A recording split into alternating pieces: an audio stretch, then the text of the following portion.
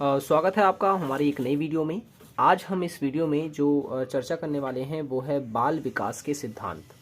ठीक है, तो ये वीडियो जो है काफ़ी इम्पॉर्टेंट है अगर आप लोग तैयारी कर रहे हैं सीटेट की या फिर किसी भी टीचिंग एग्ज़ाम्स के लिए। तो ये जो है हमारा तीसरा वीडियो है। ठीक है, तो इसमें हम जो डिस्कस करने वाले हैं आज वो करेंगे बाल विकास के सिद्धांत, और उसके बाद इनका शैक्षिक महत्व क्या है ये जानेंगे, और उसके बाद बाल मनोविज्ञान की जो शिक्षा है इसकी क्या उपयोगिता है, क्यों इसे जो है जोड़ा गया है शिक्षा में। तो ये हम आज चर्चा करेंगे।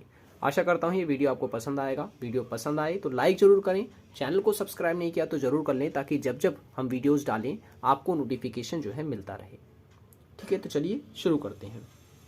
देखें, अगर हम विकास की बात करते हैं, बाल विकास की बात करते हैं, तो बाल विकास का साधारण सा अर्थ होता है कि बालक का विकास। अब ये विकास जो है शारीरिक, मानसिक, संज्ञानात्मक, भाषीय व सामाजिक हो सकता है। ठीक है, तो ये जो सिद्धांत दिए गए हैं ये बाल विकास से संबंधित हैं, जिसमें पहला जो सिद्धांत है वो है निरंतर विकास का सिद्धांत। ठीक है, विकास की प्रक्रिया जो है वो सतत चलती रहती है।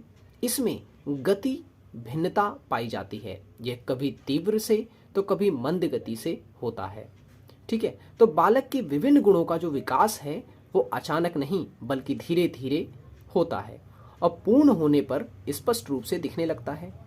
तो ये क्या कहता है, ये जो कहता है ये कहता है निरंतर विकास का सिद्धांत, यानी विकास जो है वो निरंतर चलने वाली प्रक्रिया है। ठीक है, तो ये सिद्धांत उस पर बल देता है।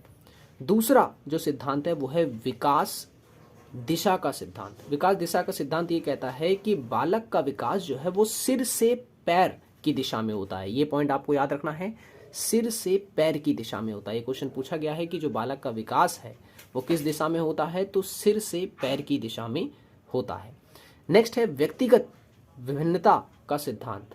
तो ये सिद्धांत जो है ये मान के चलता है कि प्रत्येक मानव के विकास का अपना स्वयं का स्वरूप होता है। इसी कारण से एक ही उम्र के दो बालकों के शरीर, मानसिक व सामाजिक आर्थिक विकास में जो है भिन्नता देखने को मिलती है। ठीक है, तो ये भिन्नता की बात करता है मानव के विकास में। तो याद रखना है आपको व्यक्तिगत भिन्नता का सिद्धांत। नेक्स्ट है क्रमबद्धता का सिद्धांत। क्रमबद्धता का सिद्धांत जो है ये दर्शाता है क्रमबद्धता को, अर्थात ये बात करता है कि जो मानव विकास होता है वो एक क्रम से होता है। जैसे कि पहले शैशव अवस्था होती है, फिर बाल अवस्था होती है, फिर किशोर अवस्था होती है, फिर प्रौढ़ अवस्था होती है। ठीक है, तो ये क्रम के अनुसार चलता है। ऐसा नहीं होता कि पहले बाल अवस्था आ गई फिर शैशव अवस्था आ गई। ठीक है ना, इस तरह से। तो हम कह सकते हैं कि क्रमबद्धता का जो सिद्धांत है वो बाल विकास के क्रम पर बल देता है। नेक्स्ट है वंशानुगत और पर्यावरण की अंतक्रिया का सिद्धांत। अब ये सिद्धांत जो है ये मान के चलता है कि जो बालक का विकास होता है वो वंशानुगत तथा वातावरणीय गुण दोनों की अंतक्रिया का परिणाम होता है। ठीक है, तो ये वातावरण और वंश परंपरा की बात करता है ये सिद्धांत। अब बात करते हैं कि जो सिद्धांत दिए गए हैं इसका शैक्षिक महत्व क्या है, क्यों दिए गए हैं सिद्धांत। तो पहला जो है वो है बालक के सर्वांगीण विकास के लिए, यानी जो बालक होता है उसका स्वर्गीण या सर्वांगीण विकास जो है वो तभी हो सकता है जब इन सब चीज़ों को एक अध्यापक अच्छे से जान सके। दूसरा, बालक को कब क्या कैसे सिखाना है इस चीज़ के विषय में जानकारी जो है हमें जो है इन्हीं सिद्धांतों से मिलती है। नेक्स्ट है बालक की रुचि, क्षमता, अभिवृत्ति इत्यादि का ज्ञान जो है वो हमें इससे मिलता है। नेक्स्ट, बालक के लिए क्या उचित वातावरण है, उसका निर्माण कैसे किया जाए, इसके लिए भी जो है हमें बाल विकास के सिद्धांत को जानना जरूरी है। और नेक्स्ट है शिक्षण बालक सामंजस्य, यानी कि जब शिक्षण प्रक्रिया होती है तो बालक और शिक्षक के बीच में जो है एक प्रकार का संबंध स्थापित करने के लिए, सामंजस्य स्थापित करने के लिए जो है ये जरूरी है। ठीक है, तो बाल विकास के सिद्धांत क्यों महत्वपूर्ण है ये तो मैंने आपको बताया। अब नेक्स्ट है कि ये बाल मनोविज्ञान का शिक्षा में क्या उपयोग है, ये हम आज चर्चा करेंगे और ये काफ़ी इंपॉर्टेंट है। सारे पॉइंट जो हैं आपको इसमें याद रखने, आप चाहें तो स्क्रीनशॉट इसके ले सकते हैं। ठीक है, तो बाल मनोविज्ञान यानी चाइल्ड साइकोलॉजी क्यों शिक्षा में ऐड की गई है। ताकि पहला पॉइंट है बालक के व्यवहार को समझ सकें हम लोग।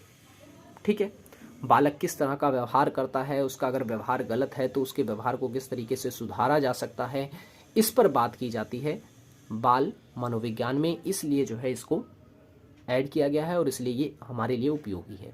दूसरा है बालक के स्वरूप को समझने में भी जो है काफ़ी सहायक होता है, इस कारण बाल मनोविज्ञान को जो है शामिल किया गया है। नेक्स्ट है शैक्षणिक प्रक्रिया को समझने के लिए भी जो है बाल मनोविज्ञान जो है काफ़ी महत्वपूर्ण रहा है। तो हम कह सकते हैं कि बाल मनोविज्ञान का जो है शिक्षा के क्षेत्र में काफ़ी महत्वपूर्ण योगदान होता है।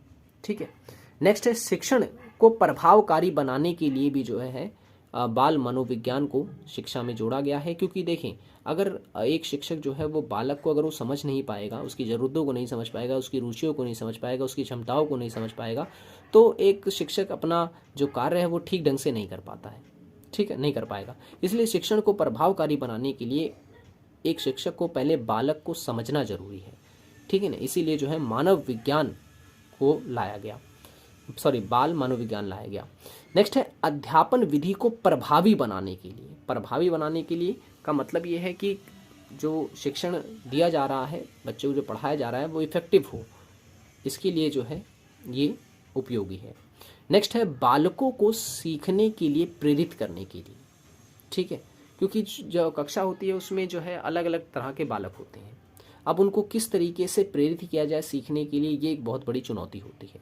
तो इस मनोविज्ञान की सहायता से जो है हम इस प्रकार की चुनौतियों का जो है सामना करते हैं और इस प्रकार की चुनौतियों का समाधान जो है हमें बाल मनोविज्ञान में ही मिलता है। इसलिए ये शिक्षा में काफ़ी उपयोगी है। नेक्स्ट है वर्ग अनुशासनहीनता के समाधान में। ठीक है, क्योंकि अनुशासनहीनता जो है हम अमूमन देखने को मिलती है, उस अनुशासनहीनता को का समाधान कैसे निकाला जाएगा, ठीक है, ये भी हमें जो है मनोविज्ञान के तहत सीखने को मिलता है। नेक्स्ट है मानसिक स्वास्थ्य को उन्नत बनाने के लिए। ठीक है, मानसिक स्वास्थ्य को उन्नत बनाने के लिए भी बाल मनोविज्ञान जो है काफ़ी ज़रूरी है। ठीक है, एक शिक्षक को जो है इसका ज्ञान होना काफ़ी ज़रूरी है, क्योंकि वो अपने दैनिक जीवन में कई प्रकार की जो समस्याएं हैं उनका सामना करता है, तब चाहे वो कक्षा की हों या बाहरी स्तर की हों। ठीक है, तो उनको किस तरीके से उनको समाधान करना है, उसका समस्या का क्या समाधान है, ये निकालने का कार्य भी जो है एक शिक्षक का होगा। इसलिए जो है ये बाल मनोविज्ञान जो है काफ़ी महत्वपूर्ण होता है। नेक्स्ट है बालक के व्यक्तित्व के विकास के लिए भी जो है ये काफ़ी उपयोगी है।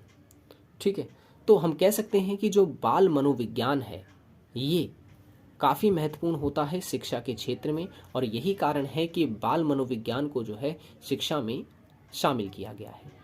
ठीक है, तो जैसा कि आज हमने बात करी बाल विकास के सिद्धांत के बारे में, फिर उसके बाद बाल विकास के सिद्धांत का शिक्षा में क्या महत्व है ये जाना, और उसके बाद बाल मनोविज्ञान का शिक्षा में क्या महत्व है या क्या उपयोग है ये हमने जाना।